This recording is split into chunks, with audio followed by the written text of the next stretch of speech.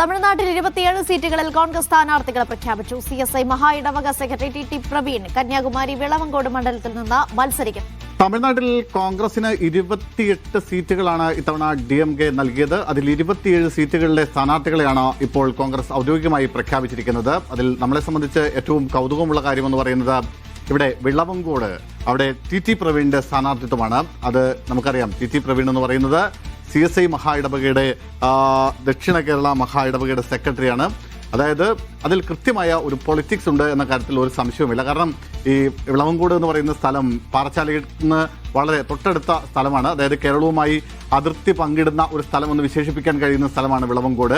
അവിടെ CSI മഹാസഭയ്ക്ക് അവർക്ക് ഏറ്റവും വിശ്വസ്തനായ അവരുടെ സഭാ സെക്രട്ടറിയെ തന്നെ സ്ഥാനാർത്ഥിയാക്കി മത്സരിക്കുമ്പോൾ കൃത്യമായ ഒരു രാഷ്ട്രീയ ലക്ഷ്യം അതിനകത്ത് കോൺഗ്രസിനുണ്ട് എന്ന് പറയാതിരിക്കാനാവില്ല. കാരണം അത് ചില തിരുവനന്തപുരം ജില്ലയിലെ പ്രധാനപ്പെട്ട ചില മണ്ഡലങ്ങളിലെ സമുദായ സമവാക്യങ്ങൾ ലക്ഷ്യമിട്ടുകൊണ്ട് തന്നെയാണ് ഈ സ്ഥാനാർത്ഥിത്വം എന്ന കാര്യം ഉറപ്പാണ്. അത് ദേശീയ തലത്തിൽ തന്നെ കോൺഗ്രസ് അത്തരത്തിൽ കൂടിയാലോചിച്ചെടുത്ത ഒരു തീരുമാനമെന്ന് വേണം അതിനെ വിശേഷിപ്പിക്കാൻ. കൃത്യമായി തിരുവനന്തപുരത്ത് നമുക്കറിയാം ഈ സമുദായ സമവാക്യങ്ങൾ വലിയ തോതിൽ നിർണായകമാകുന്ന ഒരു ജില്ലയാണ് ഇവിടുത്തെ തിരുവനന്തപുരം. അതുമാത്രമല്ല പല നിയമസഭാ മണ്ഡലങ്ങളും അത് കൃത്യമാണ്.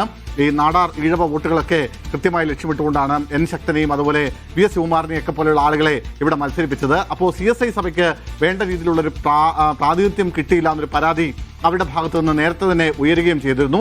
അതിനെ പൂർണ്ണമായും അംഗീകരിക്കുന്നു കോൺഗ്രസ് നേതൃത്വം എന്ന് വേണം കരുതാൻ. അല്ലെങ്കിൽ അവിടെ ആ പരാതി പരിഭവങ്ങളെയൊക്കെ പൂർണ്ണമായും അംഗീകരിച്ചുകൊണ്ട് അല്ലെങ്കിൽ അവരുടെ വോട്ടുകൾ കൂടി കൃത്യമായി ലക്ഷ്യമിട്ടുകൊണ്ടാണ് വിളവങ്കോട് കൃത്യമായി ടി പ്രവീണിനെ സ്ഥാനാർത്ഥിയാക്കിയെന്ന കാര്യം ഉറപ്പാണ്. നമുക്ക് തിരുവനന്തപുരത്തേക്ക് വന്നാൽ നെയ്യാറ്റിൻകരയായാലും പാറശ്ശാലയായാലും നേമമായാലും കാട്ടാക്കടയായാലും തിരുവനന്തപുരം നിയമസഭാ മണ്ഡലമായാലും ഒക്കെ ഇവിടെയൊക്കെ CSI വോട്ടുകൾ എന്ന് പറയുന്നത് ഏറ്റവും നിർണായകമാണ്. കഴിഞ്ഞ ഏറെക്കാലമായി ലത്തീൻ സഭയെ പോലെയല്ല, കഴിഞ്ഞ ഏറെക്കാലമായി CSI സഭ ഒരു ഇടതുപക്ഷത്തിന് LDFന് അനുഭാവപൂർണ്ണമായ ഒരു സമീപനം സ്വീകരിച്ചു വരുന്ന ഒരു സഭയാണ്. കഴിഞ്ഞ ലോക്സഭാ തെരഞ്ഞെടുപ്പിൽ അവർ ശശി തരൂരിന് വേണ്ടി അല്ലെങ്കിൽ ശശി തരൂരിന് അനുഭാവപൂർണ്ണമായൊരു നിലപാട് സ്വീകരിച്ചു എന്നതൊക്കെ ശരിയാണ്. പക്ഷേ അങ്ങനെയൊക്കെ ആകുമ്പോഴും കഴിഞ്ഞ നിയമസഭാ തെരഞ്ഞെടുപ്പുകളുടെയൊക്കെ ചരിത്രം എടുത്തു കഴിഞ്ഞാൽ ലത്തീൻ സഭ UDFനൊപ്പവും CSI സഭ LDFനെ അനുകൂലിക്കുന്ന ഒരു നിലപാടായിരുന്നു സ്വീകരിച്ചിരുന്നത്.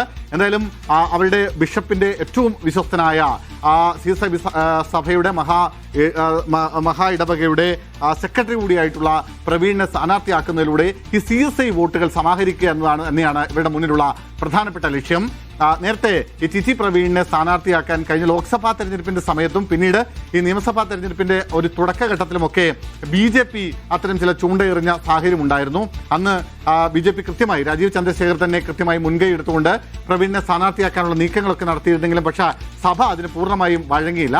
CSI വോട്ടുകൾ ലക്ഷ്യമിട്ടുകൊണ്ട് തന്നെയായിരുന്നു BJP അന്ന് അങ്ങനെ ഒരു മൂവ്മെന്റ് നടത്തിയത്. പക്ഷേ ആ രാഷ്ട്രീയ തീരുമാനം അല്ലെങ്കിൽ അത്തരമൊരു ഒരു രാഷ്ട്രീയമായ ഒരു നിലപാട് അല്ലെങ്കിൽ ഒരു രാഷ്ട്രീയ ബുദ്ധി കാണിച്ചിരിക്കുന്നത് കോൺഗ്രസ് ആണ് എന്ന കാര്യത്തിൽ സംശയമൊന്നുമില്ല.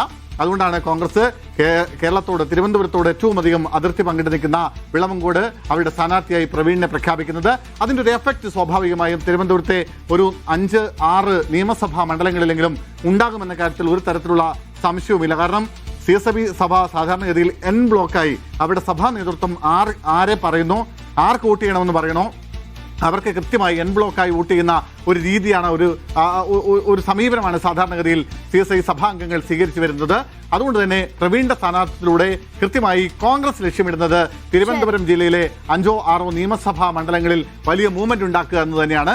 ആ രാഷ്ട്രീയ ലക്ഷ്യം വിജയിക്കുമോ എന്നതാണ് ഇനി കാത്തിരുന്ന് കാണേണ്ടത്. എന്തായാലും അതിൻ്റെ ഒരു ക്ഷീണം ഉണ്ടാവുക LDFനും BJPക്കുമാണെന്ന് പറയാതിരിക്കാനും കഴിയില്ല.